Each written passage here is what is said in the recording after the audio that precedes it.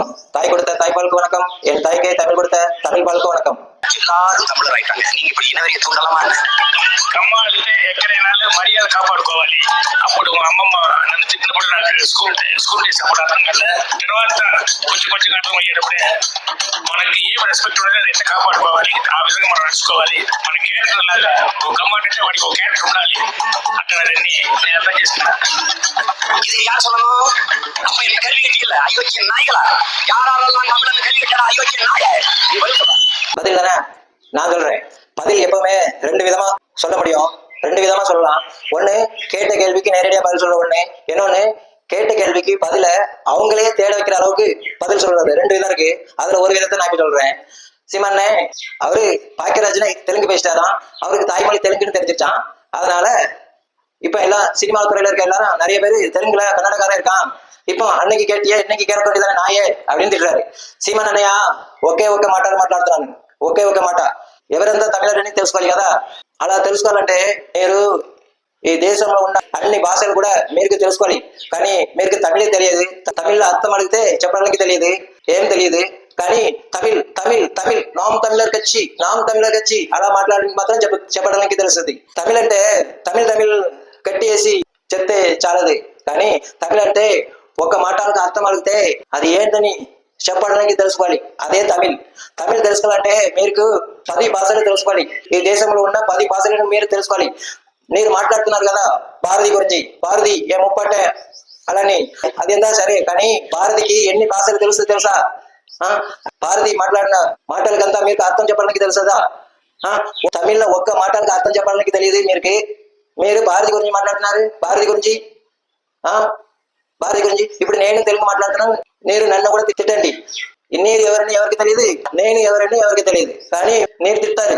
ఎందుకంటే తమిళ్ తెలియదు. మీరు తమిళ్ అంటే ఏమని తెలియదు. అంతే అర్థం. ఇప్పుడు కొన్ని అంటే ఏం తెలుసా? కొన్ని మాట్లాడుతున్నారు చెప్తారు కదా. కొన్ని పేసరాంగా ఇప్పుడు చూడగా అలా కొన్ని అంటే తెలుసా? మరుదాలు అంటే తెలుసా? తెలుగు గుట్టలింగు అంటే తెలుసా? కోగుట్టలింగు అంటే తెలుసా? అది తెలుసు కొంగని. కానీ కూజర్ గుట్టలాది తెలుసా? కన్నన్ గుట్టలాడం తెలుసా? మళ్ళీ మలై గుట్టలాడం తెలుస్తుంది. కానీ ఏమని చెప్పడానికి తెలియదు. ఎందుకంటే మీకు తమిళ్ తెలియదు. మీకు తమిళ్ రాదు, తమిళ్ తెలియదు. అదేలాగా కంగణం అంటే ఏం తెలుసా? మక్కల్ అంటే ఏం తెలుసా? మావీరం అంటే ఏం చెప్పడానికి తెలుసా? మారన్ అంటే ఏమని చెప్పడానికి తెలుసా? వణకం అంటే తెలుసా? వణకం అంటే ఏమని చెప్పడానికి తెలుసా? మీకు తెలుసదా? కల్వి అంటే తెలుసదా? అరసియల్ అంటే తెలుసదా? అరసియల్ అది ఎంత అవుతున్నాయా? మీరు పేరు కూడా హిందీలో ఉంది. ఆ పేరుకి అర్థం చెప్పడానికి వస్తుందా? రాదు. ఏం రాదు. సాపాడు అంటే తెలుసదా? అన్నం భోజనం సాపాడు ఉంది కదా. ఆ సాపాడు తెలుసదా? ఇట్లా ఏం అడిగితే కూడా ఒక్క మాటలు కూడా అర్థం తెలియదు మీకు. నేను తమిళ గురించి మాట్లాడుతున్నారు, భారతి గురించి మాట్లాడుతున్నారు, తమిళ దేశం గురించి మాట్లాడుతున్నారు. ఎట్లా మాట్లాడవచ్చు?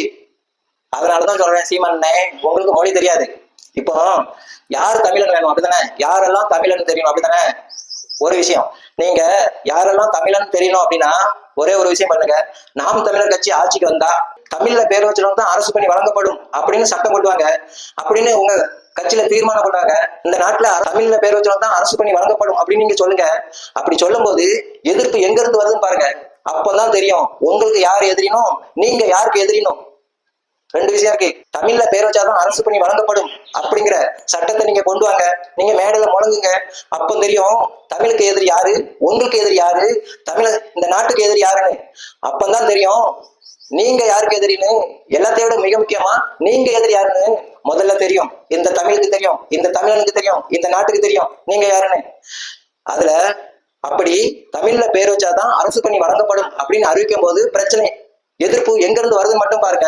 அப்படி வரும்போது அதுல ஒருத்தன் மலையாளி, அதுல ஒருத்தன் ஆந்திரா, அதுல ஒருத்தன் கன்னடக்காரன், அதுல ஒருத்தன் பீகாரிக்காரன், அதுல ஒருத்தன் பாம்பேக்காரன், இப்படின்னு தமிழ்ல பேர் வச்சாதான் அரசு பணி வழங்கப்படும் சொல்லும் போது அறிவிக்கும் போது மேடையில தீர்மானம் கொண்டு வரும்போது இந்தியாவில் இருக்கிற எந்த மாநிலத்துக்காரனாவது ஒருத்தனாவது எதிர்த்துட்டான் அப்படின்னா நான் அந்த இடத்துலயே அன்னைக்கே தூக்கில தொங்கிடுறேன். ஒரு தெலுங்கு, ஒரு மலையாளி, ஒரு கன்னடக்காரன் எதிர்த்துட்டும் பார்ப்போம். யார் தமிழருங்க? தமிழ்ல பேர் வச்சாதான் அரசு பணி வழங்கப்படும் அறிவிச்சு பாரு. அப்ப தெரியும் யார் தமிழன்னு. சும்மா தெலுங்கு சினிமா துறையில இருக்க எல்லாரும் தெலுங்காரன் கன்னடக்காரன் அப்படிதான் இருப்பான். அவன் நாடு நம்ம நாடு நாம இருக்கோம். அப்படி அவன் எப்படி வர்றான்னா நம்ம நாடு தானே எல்லாருக்கும். இந்தியா ஃபுல்லா இந்தியாவில் 142 கோடி பேரும் நம்ம நாடு தானே, நம்ம மக்கள் தானே. அப்படி இருக்கும்போது தெலுங்குக்காரன் நான் ஏன் பேயனா? நீங்க அறிவிச்சு பாருங்க, தமிழ்ல பேர் வச்சாதான் அரசு பணி வழங்கப்படும் அறிவிச்சு பாருங்க. அப்படி அறிவிக்கும் போது ஒரு ஹிந்திக்காரன் எதிர்த்துட்டானா, ஒரு பீகாரிக்காரன் எதிர்த்துட்டானா, நான் அந்த இடத்துல தூக்கில தங்கிறேன், அந்த இடத்துல தூக்கில தங்கிறேன். இல்லைன்னா உங்க ஆபீஸ் இலவசமா 1 மாசத்துக்கு இலவசமா தொடச்சு தரேன், உங்க கால் செருப்பை தொடச்சு தரேன். ஒரு ஹிந்திக்காரன் எதிர்த்துட்டானா, ஆனா எதிர்ப்பு வரும். எங்க இருந்து வருதுன்னு பாருங்க, எங்க இருந்து வருதுன்னு பாருங்க. அதுதான் அப்பதான் தெரியும் உங்களுக்கு எதிரி யாருன்னு, நீங்க யாருக்கு எதிரினோ அப்பதான் தெரியும். அது வரைக்கும் தெரியாது. அது வரைக்கும் நீங்க இப்படியே சண்டை மூட்டி விட்டுட்டே இருங்க. அதனால நீங்க உங்களுக்கு தமிழ் மேல அவ்வளவு அக்கறை இருந்ததுன்னா, தமிழ் மக்கள் மேல அவ்வளவு அக்கறை இருந்ததுன்னா, தமிழ்ல பேர் வச்சாதான் அரசு பணி வழங்கப்படும் அறிவிச்சு பாருங்க பார்ப்போம். அறிவிச்சு பாருங்க பார்ப்போம். வணக்கம்னா என்னன்னு தெரியாது, அரசியல்னா என்னன்னு சொல்ல தெரியாது, அம்மன்னா என்னன்னு சொல்ல தெரியாது.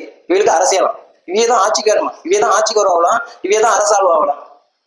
இவைய பேர் வைக்காத அரசியல் அதான் என்னது தெரியாது. இதுதான் தமிழ்நாட்டோட நிலைமை. தமிழோட நிலைமை இவ்வளவுதான். யாரு வேணாலும் வாழலாம், ஆனா தமிழர்கள் தான் ஆளணும் அப்படிங்கிறது முட்டாள்தனம், மூட நம்பிக்கையானது, மூடத்தனமானது. இந்த மக்களை யார் ஜெயிக்காங்களோ அவங்க ஆளுறதுதான் ஆட்சி. அப்பதான் சட்டங்கள் பிறக்கும், அப்பதான் திட்டங்கள் பிறக்கும். தமிழர்கள் நாங்க தான் வாழ்வோம்னா யாரெல்லாம் தமிழங்க? அம்மா நான் என்னன்னு கேட்டா பதில் சொல்ல தெரியல, துப்பு இல்ல. வணக்கங்கிறது என் மதத்துக்கு எதிரானது, அதுக்கு தட்டி கேட்க துப்பு இல்ல. தமிழ் பேரை பிடிக்கிட்டு இங்கிலீஷ் பேரை சொல்லுறான், அதை தட்டி கேட்க துப்பு இல்ல. தமிழர்கள் தான் புடுங்குவீங்களா? யாரா தமிழங்க? தமிழர்கள் தான் புடுங்குவேன்னா யார் தமிழர்னா? நாம் தமிழர் கட்சினா என்ன? அதுலதான் இருக்கு யாரெல்லாம் தமிழருங்கிறது. அதுக்குள்ள அரசியல் பண்ணுங்க. நாம் தமிழர் கட்சினா என்ன அதான் கேட்டுக்கிட்டே இருக்கேன். நாம் தமிழர் கட்சினா என்ன, அதுக்கு நீங்க பதில் சொன்னாதான் யார் தமிழர்கள் தெரியும். வணக்கங்கிறது என் மதத்துக்கு எதிரானது, நான் வணக்கம் சொல்ல மாட்டேன், வாழ்கதான் சொல்லுவேங்கிறான். அவனுக்கு போய் ஹிந்து பெண்ணை கட்டி கொடுத்தேங்க, வெக்கம் இல்லாம துப்பு கிட்டு போய் சொல்றிய. நாம் தமிழர் கட்சி ஆட்சிக்கு வந்தா சர்ச்சு கட்டப்படணும், வெக்கம் இல்லாம மானம் கட்டு போய் ஏட்டி உறிஞ்சு போட்டுட்டு போய் காலில் விழுற. தமிழர்கள் தான் புடுங்குவீங்களா? எப்படா புடுங்குவிய? எப்படி புடுங்குவியன்னு கேட்க. அம்மான்னா என்னன்னு தெரியாது, அரசியல்னா என்னன்னு தெரியாது, வணக்கம்னா என்னன்னு தெரியாது, முத்தமிழ்னா என்னன்னு தெரியாது. நாங்க தான் ஆளுவேன்னா என் தாய் நிலத்தை நான் ஆளாமல் வேற ஒருத்தர் ஆள்வது என்பது நான் அடிமை. வேற நீ அடிமை தானே. வணக்கங்கிறது என் மதத்துக்கு எதிரானது, தட்டி கேட்க துப்பு இருக்கா? இப்போ ஏன் இதை சொல்றேன்னா, இப்ப நான் ஹிந்து மதத்துல சிவன் தான் கடவுள், முருகன் கடவுள், விநாயகர் கடவுள், சக்தி தேவி, சரஸ்வதி தேவி, லட்சுமி தேவி, பேச்சி அம்மன், இசக்கி அம்மன், சொல்லமனசாமி, ராமன். அப்படி இருக்கும்போது இப்போ ராமன் வேணுமா, உன் தமிழ் வேணுமான்னு கேட்டாங்கன்னா நான் தமிழ் தான் முதன்மையானதுன்னு நான் சொல்லுவேன். எந்த அபூபக்கர் சொல்லுவான், எந்த ஜோசப் ஜெபஸ்டின் சொல்லுவான். ஏன் தாய் நிலத்துல நான் ஆளாம இருப்பது அடிமைத்தனங்கிற? அபூபக்கருக்கு ஹிந்து பெண்ணை கட்டி கொடுக்குங்கிற? தமிழ்ல பேர் வச்சாதான் அரசு பணி வழங்கப்படும் சொல்ல முடியுமா? அப்படி அறிவிச்சேன்னா அப்ப பாரு உனக்கு எதிரி யாருன்னு தெரியும். உனக்கு எதிரி யாருன்னு தெரியும்னா தமிழ்ல பேர் வச்சவங்க தான் அரசு பணி வழங்கப்படும் அறிவிச்சு பாருங்க. அப்போ தமிழ் தேசியம் யாருக்கு எதிரினோ, இந்த தமிழ் மண்ணுக்கு யார் எதிரின்னு தெரியும். சும்மா திருவள்ளுவரை கொண்டு வச்சுட்டா திருவள்ளுவரை நான் கடவுளா எடுத்துக்குவேன். ராமன் வேணுமா, திருவள்ளுவர் வேணுமா கேட்டா நான் திருவள்ளுவர் சொல்லுவேன். திருவள்ளுவர் வேணுமா, தமிழ் வேணுமான்னு கேட்டா நான் தமிழ் வேணும்னு சொல்லுவேன். தமிழ் வேணுமா, உங்க அம்மா வேணுமான்னு கேட்டா நான் எங்க அம்மா வேணும்னு சொல்லுவேன். எனக்கு எந்த பிரச்சனையும் கிடையாது. ஏன்னா நான் நானா இருக்கிறேன், அவ்வளவுதான். இது ஹிந்துவா இருந்தா மட்டும் தான் முடியும். எல்லாத்துக்கும் மாநிலம் இருக்கு, இல்லைன்னு சொல்லல.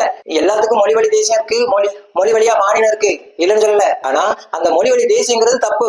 முதல்ல அதை புரிஞ்சுடுங்க. எல்லாத்துக்கும் மாநிலம் இருக்கு, எதுக்கு ஆள்றதுக்கு, அவ்வளவுதான். மற்றபடி மொழி வேற கிடையாது, மொழி எல்லாமே ஒண்ணுதான். இப்போ ரஜினி சாரு கன்னடக்காரர் தான், அவரு இங்க வந்து என்னவா வாழ்றாரு, கன்னடக்காரனா வாழ்றாரு. தெலுங்குக்காரங்க இங்க வந்தாங்கன்னா தமிழர்களாவே மாறிடுவாங்க. ரஜினி சார் பிள்ளைய யாருக்கு கட்டி கொடுத்தாரு, அவர் பேர பிள்ளை இப்ப என்னவா வளருது. இதே இது அபூபக்கருக்கு ஹிந்து பண்ண கட்டி கொடுத்தில, அந்த அபூபக்கரு அப்படி இருப்பாரா? ரஜினி சார் இங்க வந்திருக்காரு, ஆனா நான் கன்னடத்துல தான் பேசுவேன், கன்னடத்துல தான் நான் பேர் வைப்பேன், கன்னடத்துக்குன்னு ஒரு புத்தகம் இருக்கு, அந்த புத்தகத்தை நான் படிப்பேன். தமிழ்நாட்டுல இருக்கிற கோயிலுக்கு போக மாட்டோம், நாங்க தமிழ்நாட்டுக்கு தமிழ் தாய் வாழ்த்துக்கு எஞ்சி நிக்க மாட்டோம், நாங்க கன்னடர்கள், அதனால எங்க படத்துல நாங்க கன்னடத்தை தான் முதல்நிலைப்படுத்துவோம் அப்படின்னு தான் சொன்னாங்களா?